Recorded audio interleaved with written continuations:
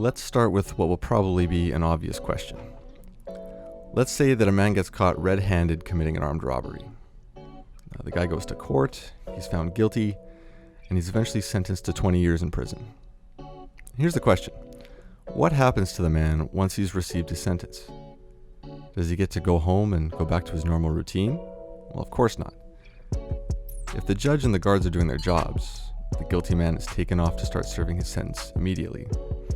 So even we humans know this.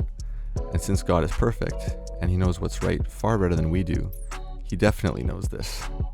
So if God is the perfect judge and knows how to execute justice the best, then why would he do what he does when the first humans sin? When the humans ate the forbidden fruit, God didn't waste any time in confronting them about what they had done. God punished the people for their sin by making their lives more difficult and by banishing them from the garden, cutting off the way to eternal life.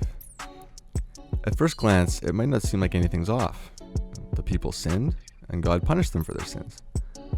But that's exactly the point. The punishment doesn't seem to fit the crime. The humans committed high treason against the King of the universe. They didn't just deserve a more difficult life. They didn't deserve life at all.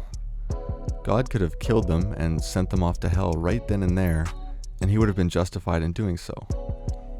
But he didn't do it. And not only did God not kill them, but he even gave them some gifts by clothing them before sending them out into the world. If God is perfect, then why does it seem like he let the guilty go free? Why didn't he give the people what they really deserved? In the following chapters, we see that humans don't get any better. In fact, they continue to get worse and worse.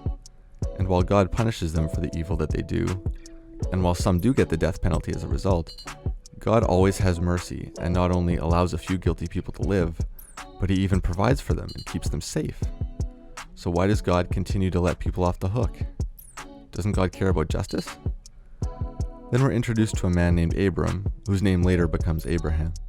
God comes to Abram and makes a promise to him. God promises that he will give Abram children, and that his descendants will become a great nation.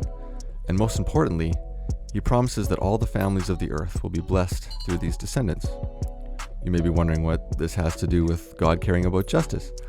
Well, God's promise to Abram not only gave humanity hope, but it also gives us some insight into what God has been doing. God hasn't forgotten about justice and about holding people accountable for their sins. God just has a plan through which God will both bless the entire world and ensure that justice has been served.